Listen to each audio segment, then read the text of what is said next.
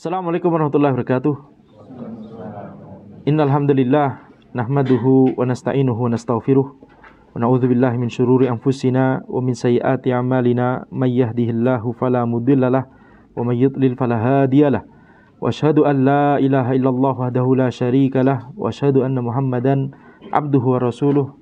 Allahumma shalli wa sallim ala sayidina Muhammad wa ala alihi wa sahbihi ajma'in. Amma ba'd.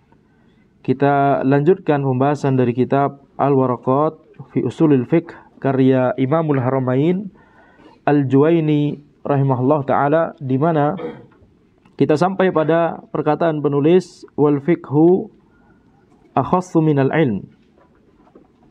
Wal fiqhu akhassu minal ilm. Fikih itu lebih khusus daripada ilmu. Setelah penulis menjelaskan tentang istilah fikih, ya, di beberapa baris sebelumnya, itu yang penulis katakan wal fiqhu ma'rifatul ahkam syar'iyyah allati tariquhal ijtihad.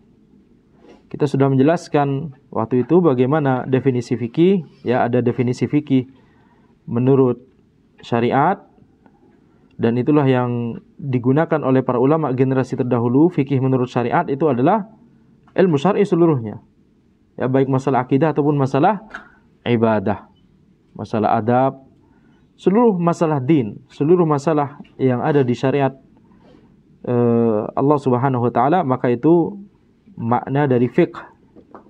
Definisi pertama. Kemudian kita sebutkan beberapa definisi setelahnya, ya, yang itulah yang digunakan di bidang ilmu fikih, istilah yang digunakan oleh para fuqaha, yaitu ma'rifatul ahkam syar'iyyah al-amaliyah al-muktasabah min adillatiha tafsiliyah. Mengetahui hukum-hukum syar'i terkait amalan, ya, sehingga masalah akidah tidak masuk di situ, yang itu diambil dari dalil-dalilnya yang terperinci. Nah, di sini kita lihat itu definisi fikih. Nah, ketika kemudian setelah berbicara masalah fikih, penulis hendak membandingkannya dengan al-ilm. Penulis hendak membandingkan apa hubungan antara fikih dengan ilmu. Makanya di sini kemudian penulis berkata wal fiqhu akhassu minal ilm. Fikih itu lebih khusus daripada ilmu. Ini kalau pakai istilahnya fuqaha terhadap kata fikih. Karena kata fikih menurut istilahnya fuqaha dan usuliyun, ya, maka itu mencakup hukum syar'i amali, hukum syar'i yang terkait amalan, tidak mencakup hukum syar'i yang terkait keyakinan. Makanya yang dibahas di ilmu fikih itu adalah seperti thaharah, salat, zakat, puasa, haji, umroh, muamalat, munakahat, ya, pernikahan, dan jinayat. Maka itu mengapa di sini kemudian penulis sebutkan fikih itu lebih khusus daripada ilmu. Nah, sekarang ilmu yang dimaksud adalah ilmu syar'i. Ya, ilmu yang dimaksud di sini adalah ilmu syar'i.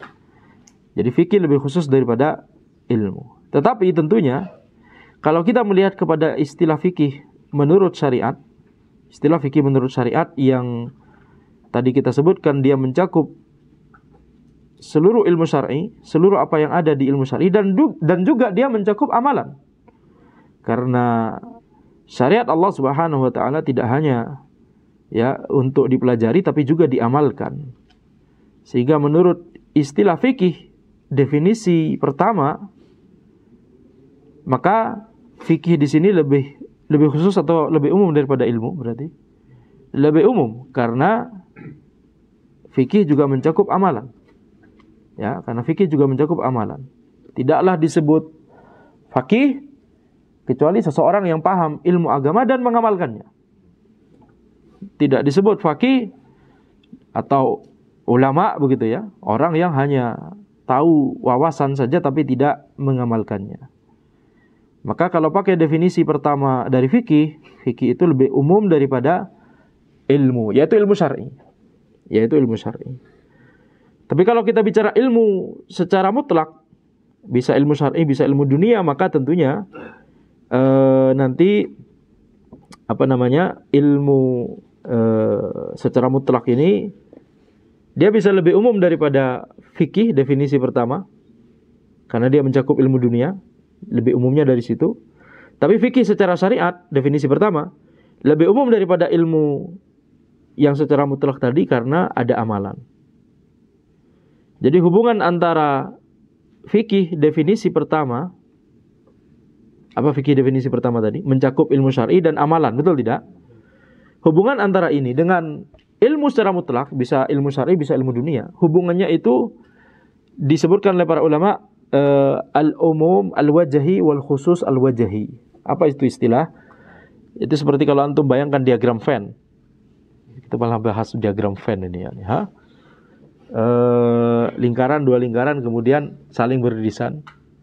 Maka definisi fikih yang pertama, yaitu mencakup ilmu syar'i dan amalan, maka dia dilihat dari sisi dia mencakup amalan, dia lebih umum karena ada amalan di sini. Ya, kemudian ilmu secara mutlak, maka dia lebih umum kalau dilihat dari sisi bahwa dia mencakup ilmu dunia. Tapi mereka beririsan, irisannya apa? Ilmu syar'i. Irisannya ilmu syar'i. Ya, jadi definisi fikih menurut definisi pertama, dia ilmu syar'i plus amalan. Nah, jadi yang lebihnya dari lingkaran satu yang sini amalan, sedangkan ilmu secara mutlak lebihnya yang sini dia adalah ilmu dunia, betul tidak? Jadi irisannya adalah ilmu syar'i. Itu yang dimaksud dengan al-umum al-wajhi wal khusus al-wajhi. Al-umum fi wajhin wal khusus fi wajhin. Yaitu ilmu syar'i, fikih definisi pertama umum dari satu sisi, tapi lebih khusus daripada satu sisi yang lain. Dari sisi dia mencakup amalan, dia lebih umum daripada ilmu secara mutlak. Tapi dari segi dia mencakup ilmu syar'i, dia lebih khusus daripada ilmu secara mutlak. Karena ilmu secara mutlak itu mencakup ilmu dunia. Baik. Jadi istilah al-umum al-wajhi wal khusus al-wajhi itu juga istilah yang digunakan oleh para ulama usulul fiqh dalam kitab-kitab mereka, walaupun sebenarnya istilah ini sebenarnya enggak, yakni bukan bagian dari ilmu usulul fiqh. Ini bagian istilah yang diperkenalkan oleh orang-orang, misalkan orang-orang mantik. Taib. Kemudian ana bahkan meminjam istilah. Jadi al-umum al-wajhi wal khusus al-wajhi itu meminjam istilah dari para ulama, dari orang-orang dari ilmu mantik ya. Hubungan antara satu dengan satu yang lain. Kemudian barusan ana meminjam bahkan dari matematika, diagram Venn. Jadi baik. Jadi di sini kita akan memasuki pembahasan di mana ini bagian yang mau kita bahas dari matan al-warqat. Ya, sebagian di situ yang akan dibahas di majelis ini insyaallah itu bukan bagian dari usul fikih sebenarnya. Termasuk dari kalimat barusan, wal fiqhu akhassu minal ilm. Fikih lebih khusus daripada ilmu. Yani apa manfaatnya untuk usul fikih? Usul fikih tujuannya adalah untuk kita supaya mempelajari mana yang bisa dijadikan sebagai dalil, mana yang tidak bisa dijadikan sebagai dalil. Apakah Al-Quran bisa dijadikan sebagai dalil? Nah. Apakah As-Sunnah bisa dijadikan sebagai dalil? Nah. Apakah ijma' bisa dijadikan sebagai dalil? Nah. Apakah mimpi bisa dijadikan sebagai dalil? Tidak bisa. Baik, kita masuk yang lebih terperinci. As-Sunnah. Apakah seluruh hadis bisa dijadikan sebagai dalil? Tidak bisa. Ada hadis yang dhaif, ada hadis yang palsu. Baik, hadis dhaif, kita masuk lebih terperinci lagi. Apakah sebagian hadis dhaif bisa digunakan dalam sebagian bab ilmu syar'i? Nah, para ulama khilaf, betul tidak? Jadi kita bisa masuk lebih terperinci dalam setiap masalah tersebut, tapi intinya usul fikih adalah bagaimana cara kita berdalil, bagaimana cara kita mengetahui mana yang bisa dijadikan dalil atau tidak, dan bagaimana kita bermuamalah dengan dalil tersebut. Ini lafaz umum atau lafaz khusus? Ini lafaz yang mutlak atau lafaz muqayyad dan seterusnya. Nanti kita bahas insyaallah. Itu berguna supaya kita bisa beristinbat dari dalil tersebut dengan akurat dan dengan sesuai dengan yang dikehendaki oleh Allah Subhanahu wa taala. Itu tujuan dari usulul fiqh. Tapi kalau kemudian masuk kepada bagaimana membandingkan fikih dengan ilmu? Karena fikih itu bagian dari ilmu, makanya kita bandingkan. Fikih lebih khusus daripada ilmu. Taib. Habis itu ilmu itu apa definisinya? Habis itu nanti ilmu itu ya dibandingkan dengan nazar. Nazar itu apa definisinya? Ilmu nanti terbagi menjadi dua, ilmu daruri, ilmu muktasab. Apa ilmu daruri, apa ilmu muktasab, dan seterusnya.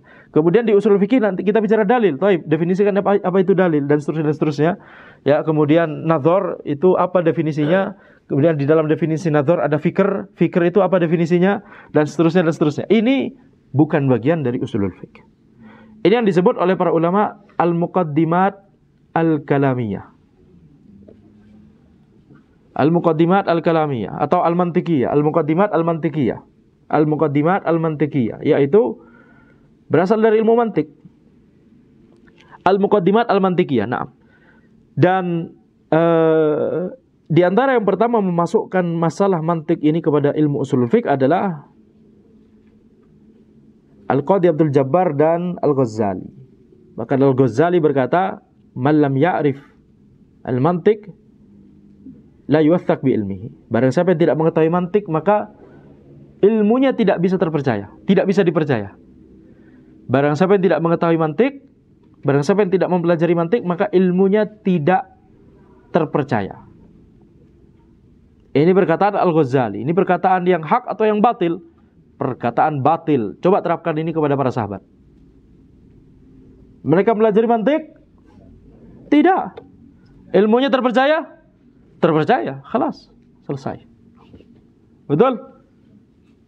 Nah, ini termasuk perkataan yang lancang dan termasuk perkataan yang batil. Dari Al-Ghazali rahimahullah ta'ala. Ya. Tapi disebutkan, wallahualam, mana belum cek, belum telah lebih jauh ke sana, disebutkan bahwa beliau dikabarkan rujuk di akhir hidupnya, ya. Ya, semoga Allah Subhanahu wa taala mengampuni beliau. Tapi khusus perkataan yang barusan itu dalam kitab beliau Al-Mustasfa, maka itu tidak bisa dijadikan sandaran, dan itu adalah perkataan yang batil. Yaitu man lam ya'rif al-mantiq la yuwaththaq bi ilmihi. Baik. Sekarang kita lihat ini wal fiqhu akhassu minal ilm. Perkataan penulis. Kita lanjut kepada perkataan berikutnya. Wal ilm ma'rifatul ma'lum ala ma huwa bihi. Ilmu itu adalah mengetahui apa yang diilmui sesuai dengan apa yang sebenarnya, sesuai dengan kenyataannya atau sesuai dengan realitanya. Baik, jadi ini adalah definisi ilmu. Al-ilm, para ulama berbeda pendapat. Apakah perlu didefinisikan atau tidak perlu didefinisikan? Apakah perlu didefinisikan? Yani la yuhaddu atau yuhaddu. Maka pendapat yang anda lebih cenderung adalah tidak perlu didefinisikan. Ataupun kalau mau didefinisikan, maka khalas, kita tidak perlu berpanjang-panjang di situ. Ya. Kenapa demikian? Karena ketika kita berusaha mendefinisikan al-ilm, yang terjadi adalah definisi tersebut malah menimbulkan, malah makin susah, malah membuat susah. Seperti misalkan definisi ini dibantah sendiri, ini dibantah. Yani Al-Juwaini menuliskan definisi ini dalam kitab beliau Al-Burhan, ya, ya kalau tidak salah beliau membantah definisi ini. Wal ilmu ma'rifatul ma'lum ala ma huwa bihi. Ilmu adalah mengetahui apa yang diilmui sesuai dengan apa yang sebenarnya, sesuai dengan kondisi realitanya. Dibantah. Kenapa demikian? Ini mau mendefinisikan ilmu, tapi di dalam definisinya ada ilmu juga, yaitu al-ma'lum. Al-ma'lum satu akar kata dengan al-ilm, betul tidak? Ilmu adalah mengetahui apa yang diilmui. Baik.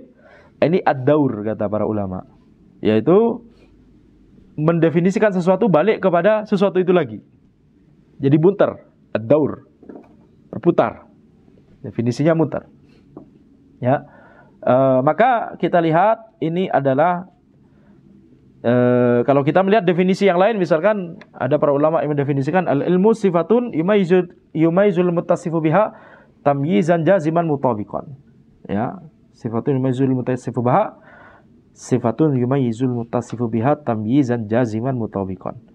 Ini masih juga bakal banyak pembahasan juga terkait definisi tersebut. Sehingga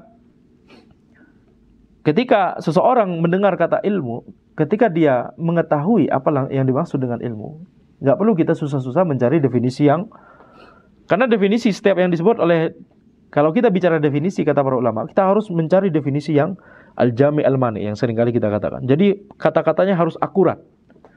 Definisinya al-jami', dia mengumpulkan semua yang menjadi bagian dari sesuatu tersebut.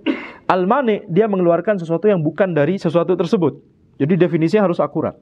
Jadi seolah-olah definisi itu adalah pagar. Ya, kita bikin pagar yang membatasi antara sesuatu yang mau kita definisikan dengan sesuatu yang bukan bagian dari definisi tersebut. Nah, untuk mencari definisi yang sangat akurat ini, pagar yang sangat akurat ini, dalam banyak kasus itu malah menjadi makin pusing, lebih susah malah.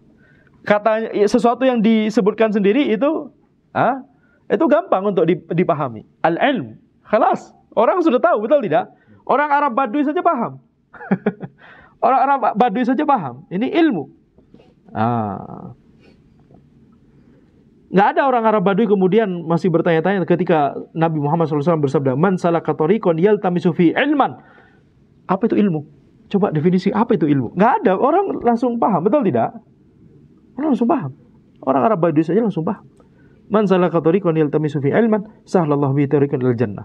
Ketika para sahabat mendengar hadis tersebut, nggak ada para sahabat kemudian berusaha, ayo setiap kata dari sabda Nabi Muhammad SAW dan juga dari Al-Quran harus kita cari definisi al-jami' al-mani. Nggak ada.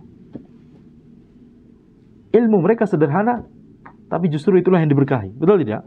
Tapi ketika kita kemudian menuju setiap kata di sini harus ada definisinya yang al-jami' al-mani, maka ini bukan thariqahnya Ahlussunnah wal Jamaah. Ini thariqahnya ilmu kalam dan ahlinya dan ahli kalam. Thariqahnya ahli kalam dan mantik. Jadi di sini kita lihat ini mendefinisikan al-ilm, ma'rifatul ma'lum ala ma huwa bihi, ya, mengetahui sesuatu sesuai dengan apa yang sebenarnya terjadi atau sebenarnya hakikat dari suatu tersebut. Dan kita katakan tadi definisi ini juga tidak selamat dari berbagai bantahan-bantahan. Jadi banyak sekali hal-hal yang tidak perlu didefinisikan tapi kita sudah paham. Coba definisikan apa itu cinta. Misalkan. Susah, betul tidak? Khalas, tapi banyak kata cinta yang disebutkan di Al-Quran dan As-Sunnah. Ya, tentang cinta kepada Allah Subhanahu wa taala, cinta kepada Rasulnya sallallahu alaihi wasallam. Enggak perlu kemudian orang mendefinisikan apa itu cinta kira-kira. Orang paham. Betul? Nah, termasuk juga ya tentunya ada cinta tabi'i, cinta antara suami dan istri dan seterusnya. Cinta antara anak dengan orang tua dan seterusnya. Enggak perlu didefinisikan. Orang sudah tahu. Baik. Ini ma'rifatul ma'lum ala ma huwa bihi, ini definisinya Al-Baqillani. Ya, salah satu orang yang menyimpang definisi dari Al-Baqillani. Kemudian kita lihat ala ma huwa bihi, sesuai dengan kondisi sebenarnya, yakni dia bukan cuma keyakinan orang itu saja,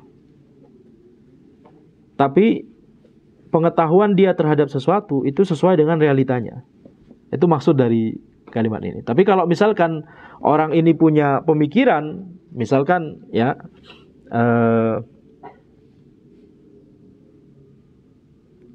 misalkan apa? Seseorang misalkan tidak tahu ada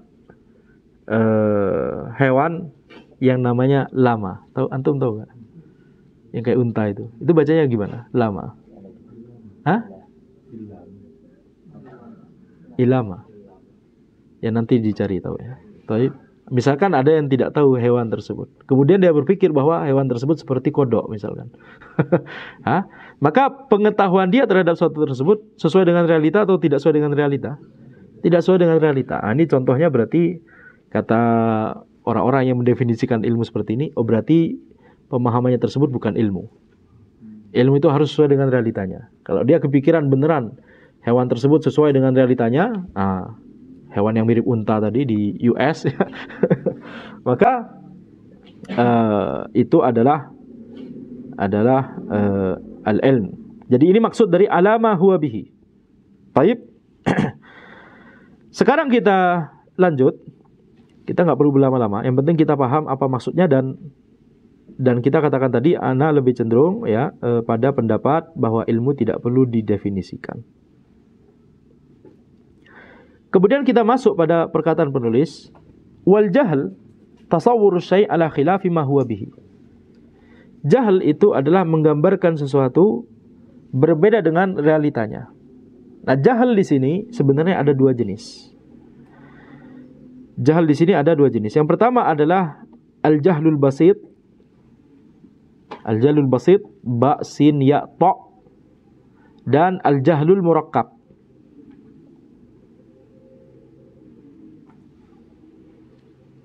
Al-jahlul basit maksudnya adalah ketika seseorang itu benar-benar tidak tahu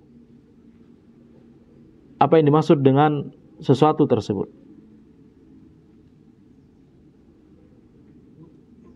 Ya, seperti ketika misalkan orang ditanya, apa itu makna dari al-manat? Jelaskan tentang al-manat. Orang tersebut kemudian mengatakan, ana tidak tahu, la adri. Maka ini al-jahlul basit. Dia tidak mengetahui, tapi dia mengetahui bahwa dia tidak tahu. Makanya dia mengatakan, la adri, ana tidak tahu. Ya, al-jahl al-basit. Al-jahlul basit. Dia tidak mengetahui bahwa dia mengetahui bahwa dia tidak tahu. Makanya dia bisa berkata, bisa menjawab, ana tidak tahu. Ini yang disebut oleh para ulama, ini setengah dari ilmu. Karena kalau dia sudah tahu bahwa dia tidak tahu, tinggal selangkah lagi, yaitu mencari tahu. Baik, tinggal selangkah lagi, yaitu mencari tahu. Adapun al-jahlul murakkab, itu adalah yang disebutkan oleh penulis di sini. Tasawwur syai' ala khilafi ma huwa bihi. Membayangkan sesuatu, menggambarkan sesuatu tidak sesuai dengan realitanya. Apa itu al-manat? Kemudian orang tersebut mengatakan sejenis mie goreng. Padahal al-manat itu adalah illah di dalam ilmu usulul fiqh. Nanti kita bahas insyaallah ya. Dia katakan itu sejenis makanan, mie goreng, sejenis mie goreng misalkan. Maka ini adalah al-jahlul murakkab. Double jahl. Nah, itu al-jahl murakkab. Ya. Double jahl. Dia tidak tahu dan dia tidak mengetahui bahwa dia tidak tahu. Dia tidak mengetahui bahwa dia tidak tahu. Al-jahl al-murakkab. Contoh yang lain misalkan mengatakan surat Asy-Syura adalah surat pemusik. Ini al-jahl al-murakkab. Baik. Kenapa? Karena membayangkan sesuatu tidak sesuai dengan realitanya. Ya, taib. Jadi di sini setelah menjelaskan tentang al-ilm, kemudian menjelaskan tentang al-jahl. Karena ini lawan dari al-ilm. Lawan dari al-ilm.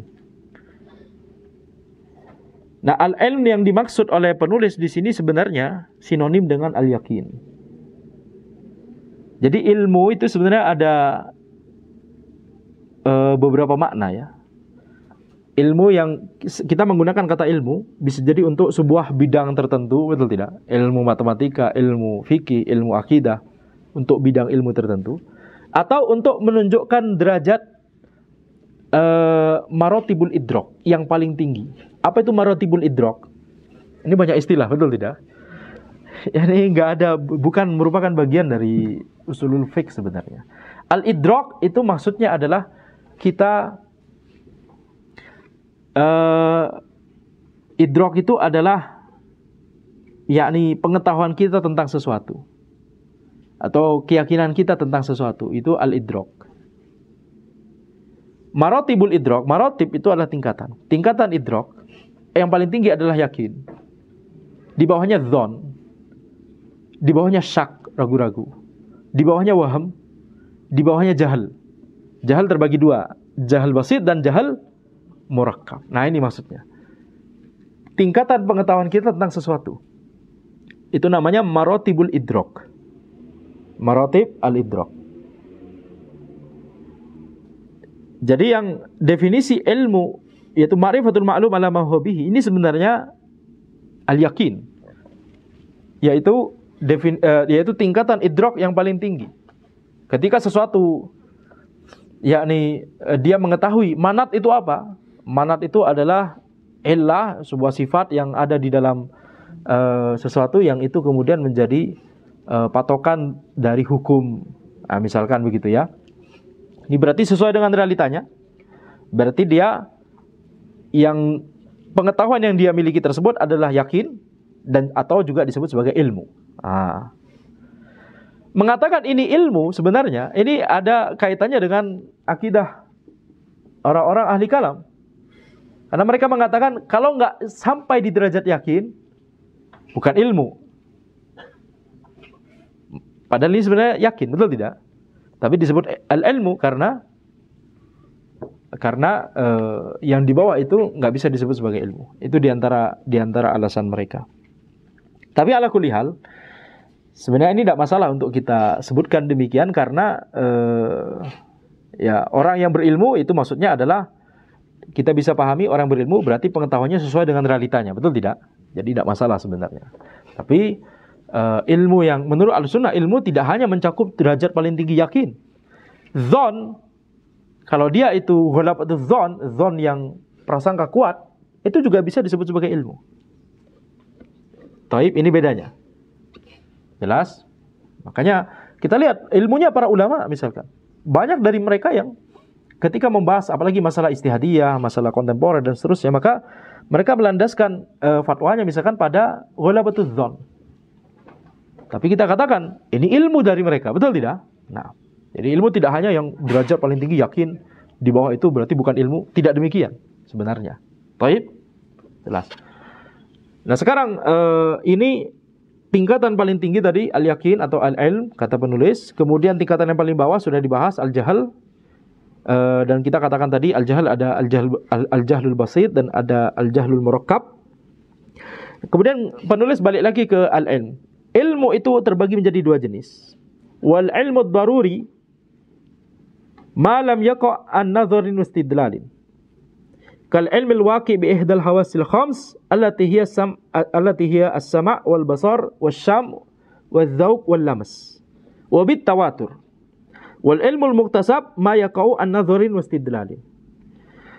Di sini penulis mau membagi ilmu menjadi dua, ilmu daruri dan ilmu muktasab. Ini juga adalah pengaruh ilmu kalam. Membagi ilmu menjadi ilmu daruri dan ilmu muktasab.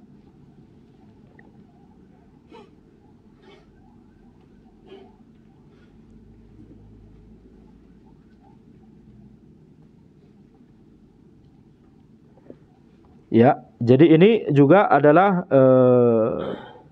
lauthah kalamiyah, kotoran-kotoran yang ada yang berasal dari ilmu kalam.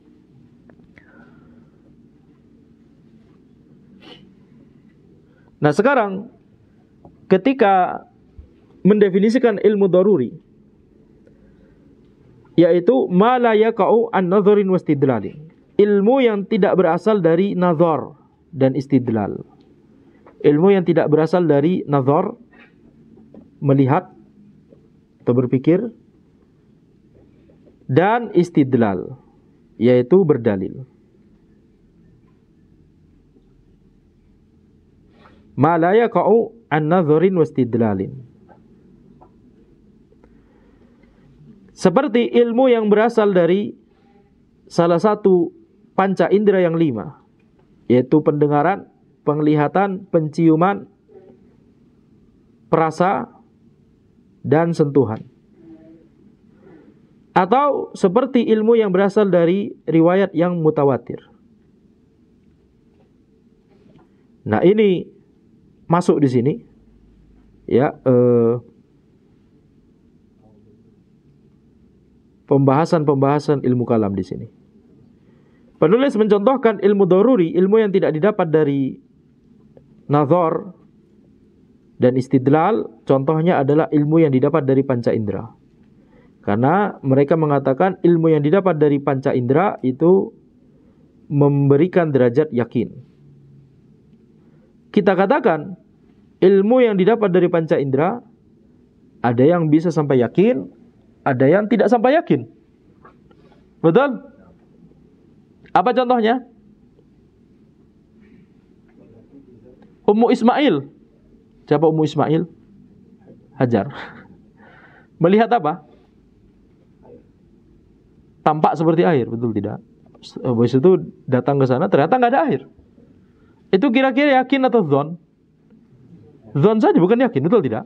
Tapi itu sesuatu yang dilihat dari panca indera beliau, betul tidak? Maka ini bukan ilmu daruri. Baik, ini bantahan terhadap definisi ini berarti. Ya, bantahan terhadap definisi ini.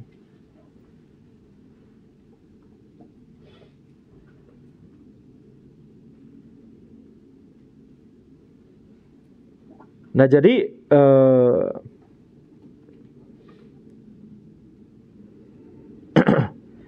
ilmu yang didapat dari panca indera itu bukan ilmu daruri. Demikian pula mengatakan bahwa riwayat yang mutawatir itu memberikan ilmu daruri, maka ini konsekuensinya riwayat yang tidak mutawatir, yakni misalkan hadis ahad, berarti tidak memberikan ilmu daruri. Ya. Sehingga kemudian itu tidak menghasilkan ilmu atau yakin, sehingga menghasilkan dzon saja, sehingga kemudian tidak bisa dijadikan sebagai dalil dalam masalah akidah. Ini perkataan siapa? Ini perkataan orang-orang yang terpengaruh dengan ilmu kalam. Taib.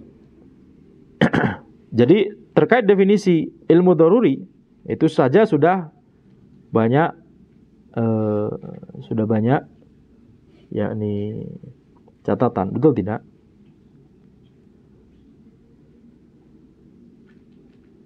Kemudian kita lanjut dulu. Wal ilmul muktasab,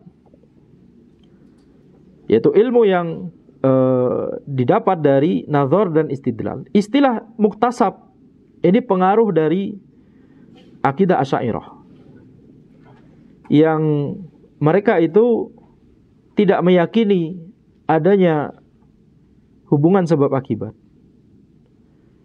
Maksudnya adalah yang memiliki pengaruh ta'thir itu bukan sebab.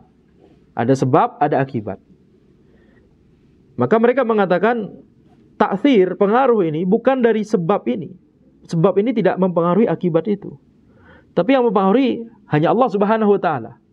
Sebab ini cuma alamah, cuma tanda saja.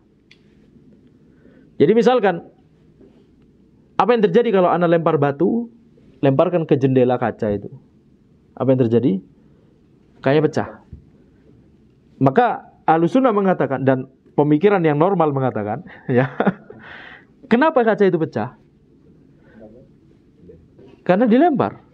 Allah Subhanahu wa taala menetapkan hubungan sebab akibat ini. Gara-gara lemparan ini menyebabkan ya kaca tersebut pecah. Tapi Asy'ariyah mengatakan, oh tidak. Ini dia bukan hubungan sebab akibat. Ini hubungannya adalah yakni jendela tersebut pecah ketika batunya nyampe situ. Tapi siapa yang membuat pecah? Allah Subhanahu wa taala. Terkesan kayak sangat mau mentauhidkan Allah, tapi itu tidak sesuai dengan dalil-dalil. Ya. Allah Subhanahu wa taala menetapkan hubungan sebab dan akibat. Dan yakni setiap hubungan sebab akibat tersebut atau setiap hubungan sebab akibat tersebut tentunya atas izin Allah Subhanahu wa taala. Nah, setiap hubungan sebab akibat tersebut tentunya atas izin Allah Subhanahu wa taala. Makanya kalau seseorang menetapkan sesuatu sebagai sebab padahal itu bukan sebab, ini syirik asghar minimalnya. Ya, ini syirik asghar minimalnya. Seperti misalkan ketika orang tersebut pakai jimat misalkan. Dia meyakini bahwa ini adalah sebab dia mendapatkan hajat yang dia inginkan atau sebab dia terhindarkan dari madarat yang dia takutkan misalkan. Minimalnya ini adalah syirik asghar. Ketika dia meyakini ini cuma sebab saja. Yang melindungi dia tetap Allah, tapi dia meyakini bahwa sebab yang harus saya lakukan adalah pakai jimat ini. Nah, maka ini minimalnya adalah syirik asghar. Tapi kalau dia meyakini bahwa jimat tersebut yang melindungi dia atau yang membuat dia mendapatkan hajat yang ingin dia dapatkan, maka ini namanya syirik akbar tentunya. Ya, jadi ilmu muktasab di sini ini adalah sesuatu yang kita katakan dia berasal dari akidah Asy'ariyah. Kenapa? Di akidah Asy'ariyah ada yang namanya kasab. Kasab. Dan itu mungkin nanti sajalah kita bahas ya, karena bakal panjang nanti pembahasannya. Tapi istilah al-ilmul muktasab itu berasal dari definisinya atau definisinya orang-orang Asy'ariyah. Di sini disebut ilmu muktasab ya itu berasal dari nazar dan istidlal. Berasal dari nazar dan istidlal. Jadi harusnya kan maksudnya gini, maksudnya antum pahami dulu maksud mereka gitu ya. Jadi ilmu daruri, ilmu yang nggak perlu kita mikir, kita langsung tahu begitu ya. Ya, api itu panas, ya, kan kita udah tahu dari pengalaman dan itu dari indera sentuhan, betul tidak? Itu maksudnya ilmu daruri. Ilmu muktasab itu yang ilmu yang kita perlu mikir. Nah, mikir di sini, ketika seorang mikir atau berdalil, nyari dalil, kemudian dia sampai pada kesimpulan, ini kan berarti ada hubungan sebab akibat. Dia bisa nyampe situ karena mikir. Tapi kan mereka tidak mau mengatakan ada hubungan sebab akibat. Nah, makanya mereka mengatakan ini ilmu yang muktasab. Karena ini kasab, yaitu apa? Bukan kasep ya, betul tidak? Kasbun. Yaitu yakni ya Anda jadinya malah mau menjelaskan ini ya. Anda tergerak untuk menjelaskan. Tapi nggak perlu kita jelaskan secara panjang lebar karena bakal panjang. Tapi maksudnya adalah mereka tidak mau menerima bahwa ada hubungan sebab akibat ini. Dan di dalam akidah Asy'ariyah itu disebut sebagai kasab. Qudrah ghairu mu'athirah. Ya. Kemampuan yang tidak memiliki pengaruh. Jadi perbuatan seseorang itu memiliki dia memiliki kudrah, tapi kudrah ini tidak memiliki ta'thir. Itu kata Asy'ariyah. Kemudian itu disebut sebagai kasab. Nah, intinya gampangnya adalah mereka itu mengatakan ilmu muktasab adalah ilmu yang diperoleh dari pendalilan atau pemikiran. Berarti ini kan ada hubungan sebab akibat. Mereka tidak mau mengakui hubungan sebab akibat tersebut. Oke, kemudian mereka istilahkan ini ilmu muktasab.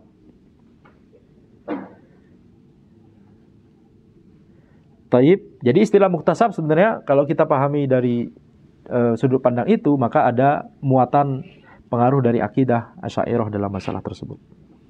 Tapi kalau kita menggunakan istilah muktasab tanpa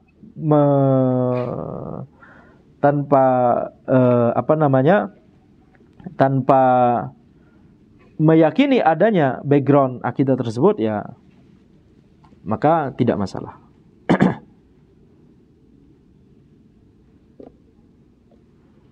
Taib. Ilmu muktasab kata penulis, wal ilmu muktasab ma yaqa'u an-nadharin wastidlalin. Suatu yang didapat dari nazar dan istidlal. Ala kulli hal, pembagian ilmu daruri dan ilmu muktasab ini adalah sesuatu yang tidak ada asal usulnya dalam, atau maksudnya tidak ada pengaruhnya begitu ya. Tidak ada manfaatnya secara banyak. Dan sebelum kita lanjut, Ana mau membahas tentang al-qata' wadh-dhon di sini ya. Karena ini mempengaruhi pembahasan ke depannya. Al-qata' wadh-dhon. Jadi ada sesuatu yang qata' dan ada sesuatu yang dhon. Qata' itu yakin, dhon itu ya sesuatu yang tidak sampai derajat yakin. Dhon itu prasangka. Nah, dalam pemahaman Ahlussunnah, dhon Itu ada dua, dzon yang dibangun di atas ilmu dan dzon yang tidak dibangun di atas ilmu. Ini yang kita sebut dengan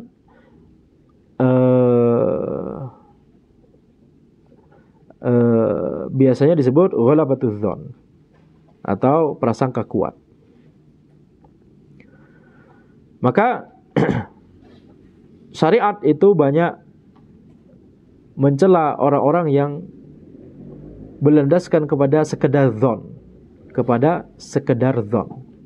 Seperti firman Allah Subhanahu wa taala, "Ma lahum bihi min ilmin illa ittiba'adz dzon." Mereka tidak memiliki ilmu kecuali sekedar mengikuti dzon saja. Nah, ini dzon yang tidak dibangun di atas ilmu. Tapi kalau dzon tersebut dibangun di atas ilmu, maka ini adalah sesuatu yang diperintahkan oleh syariat bahkan.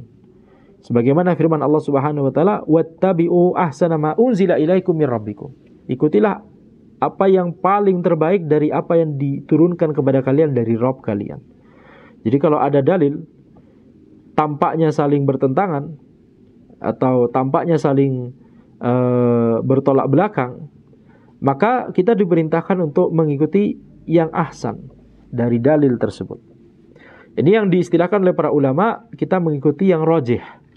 Nah, mengikuti pendapat yang rajih, yang lebih kuat. Wattabi'u ahsana ma unzila ilaikum. Ikutilah apa yang terbaik dari, apa yang terkuat dari apa-apa yang telah diturunkan kepada kalian dari Rabb kalian. Jadi ini adalah perintah untuk mengikuti yang kita nilai rajih. Maka ini adalah al-qata' wadh-dhon. Nah, sebenarnya masalah al-qata' wadh-dhon, kalau kita melihat ya, kalau kita lanjut dulu ya. Kita lihat di sini, wan nadhar huwal fikr fi halil manzur fi. Nadhar itu adalah berpikir, memikirkan sesuatu yang dipikirkan. Al-fikr fi halil manzur fi, memikirkan kondisi dari sesuatu yang dipikirkan. Ini juga daur, betul tidak? Ada definisinya nazar, di dalamnya ada manzur.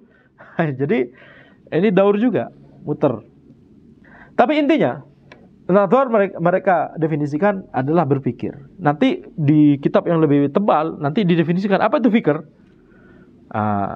Apa itu fikir? Terus nggak selesai-selesai. Maka kita katakan mereka tujuannya di sini nazar itu adalah nazar dan istidlal ya. Wal istidlal di sini thalabud dalil, mencari dalil. Wad dalil huwal mursyid ilal matlub. Dalil itu adalah sesuatu yang membuat kita sampai kepada apa yang diinginkan. Nah, jadi ini nazar dan istidlal ini menjelaskan definisi ilmu daruri dan ilmu muktasab tadi. Di definisi ilmu daruri ada nazar dan istidlal ya, wal ilmu daruri ma lam yaqa' an nazarin wa istidlalin, disebutkan kata nazar dan istidlal. Di definisi ilmu muktasab juga ada nazar dan istidlal. Wal ilmu muktasab ma yaqa'u an nazarin wa istidlalin. Jadi makanya para ulama kemudian berusaha mendefinisikan apa itu nazar dan apa itu istidlal. Nazar disebutkan al-fikr fi halil manzur fi, kemudian istidlal talabud dalil, dan dalil adalah al-mursyid ilal matlub. Baik. Di kitab-kitab yang lebih tebal kemudian para ulama yang terpengaruh dengan ilmu kalam itu akan lanjut. Mereka mengatakan bahwa sesuatu yang bisa dijadikan sebagai dalil itu adalah dalil qat'i, kata mereka. Sesuatu yang bisa mencapai derajat ilmu itu adalah dalil qat'i. Dan dalil qat'i itu adalah akal, kemudian juga Al-Quran dan As-Sunnah yang mutawatir, yang tidak menyelisih akal. Nah, intinya dalil utama mereka adalah al-aql. Ya, dalil utama mereka adalah al-aql. Kenapa kita katakan demikian? Karena mereka mengatakan bahwa dalil yang berupa nusus, dalil yang berupa teks atau lafaz seperti Al-Quran dan As-Sunnah itu cuma bisa memberikan derajat dzan sebenarnya. Kenapa cuma bisa memberikan derajat dzan? Karena kata mereka, dalil yang berupa nusus atau teks itu tidak selamat dari banyak hal. Seperti misalkan bagaimana perawinya, bagaimana kalimatnya, pilihan kata yang digunakan. Apakah ada majas di situ? Apakah ada sesuatu yang menghususkan di situ? Apakah ada sesuatu yang mentakyid, memberikan catatan tambahan terhadap lafaz tersebut?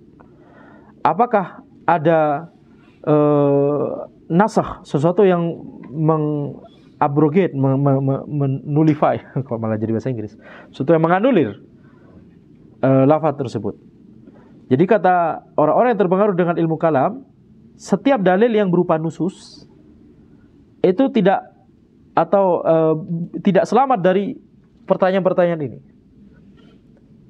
Jadi harus setiap kita misalkan mencari tahu dalil ini, misalkan ayat atau hadis misalkan, apakah kita bisa jadikan sebagai dalil? Kita harus cari tahu terlebih dahulu. Kira-kira ada tidak yang dalil yang mengkhususkannya, dalil yang mentakyidnya, dalil yang menganulirnya, dan seterusnya. Dan ini berarti pengetahuan kita dari dalil tersebut cuma zon saja, betul tidak? Cuma zon saja. Nah, sehingga mereka mengatakan, berarti dalil apa yang yakin?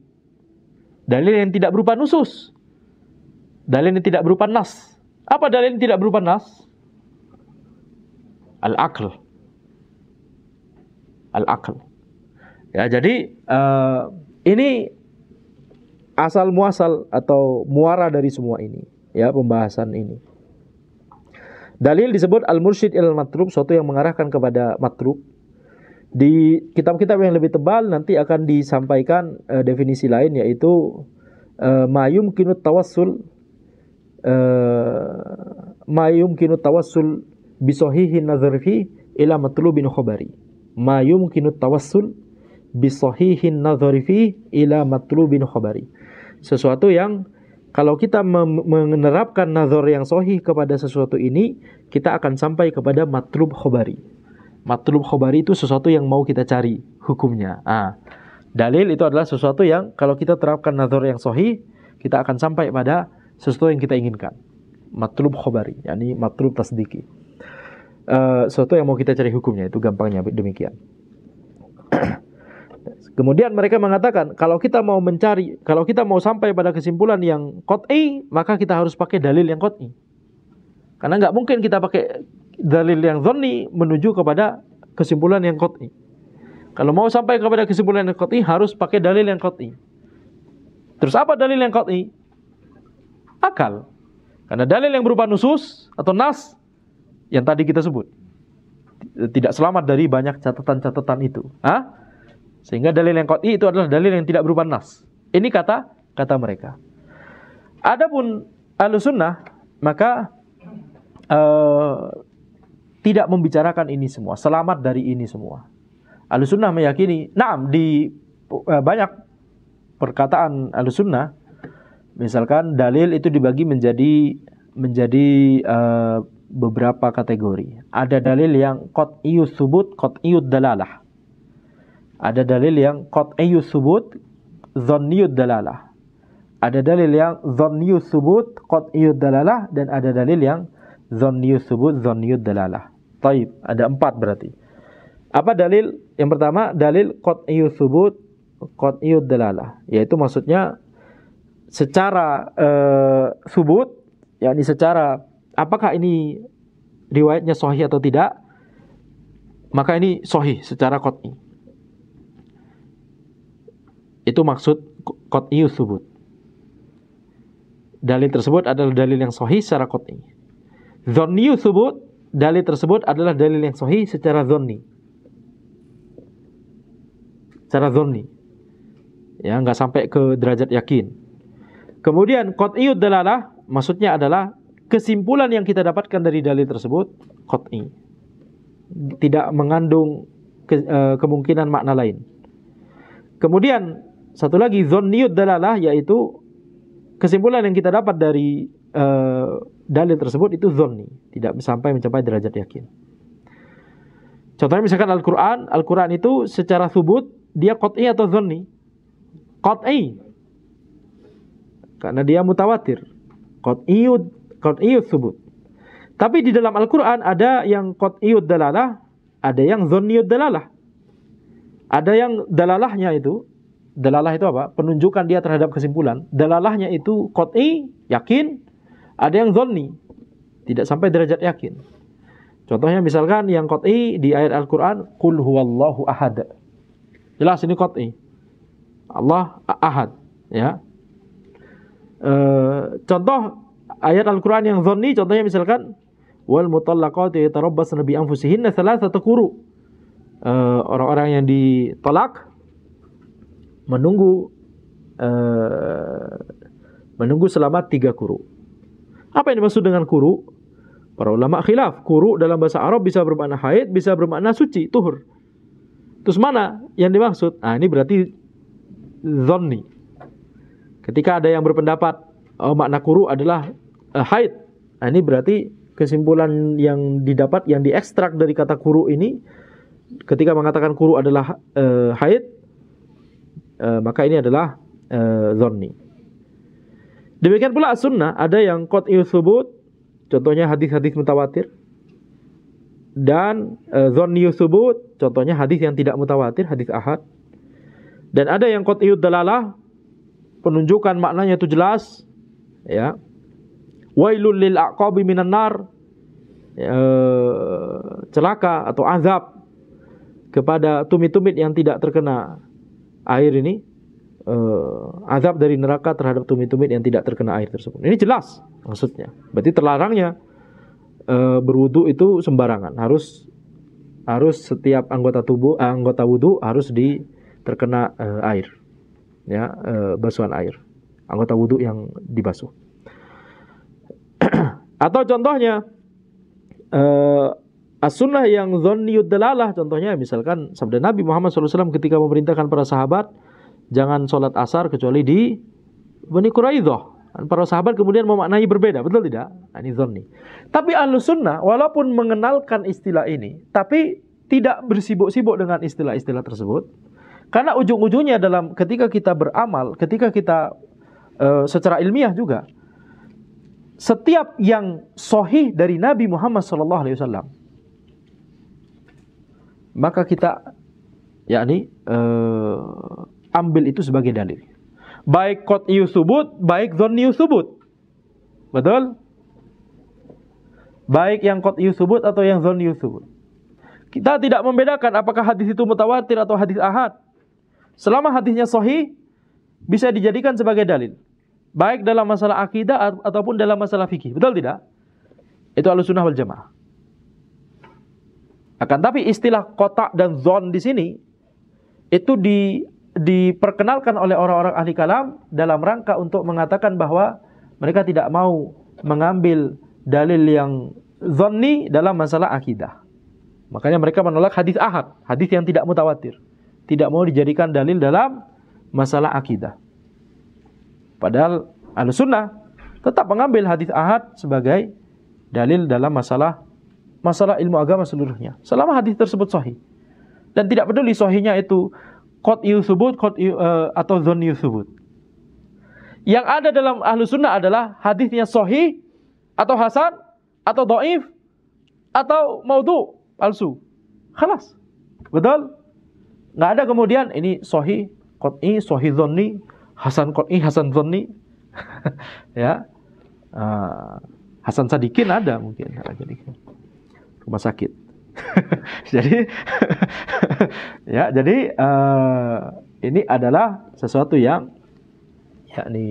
harus kita menjadi catatan penting di sini. Wadh-dhann tajwizu amrayn ahaduhuma azhar minal akhar, wasyak tajwizu amrayn la maziyata li ahadihima 'alal akhar. Ya, wadh-dhann itu adalah tajwizu amrayn ahaduhuma azhar minal akhar. Itu dhon itu adalah ketika kita menimbang sesuatu yang salah satunya itu lebih zahir daripada salah satu yang lain. Ya, ketika kita melihat sesuatu atau mempertimbangkan sesuatu atau dua hal ya. Ketika kita mempertimbangkan dua hal, salah satunya lebih zahir daripada salah satu yang lain. Syak itu ketika mempertimbangkan dua hal, la maziyata li ahadihima 'alal akhar. Tidak ada sesuatu yang memberatkan sesuatu yang lain.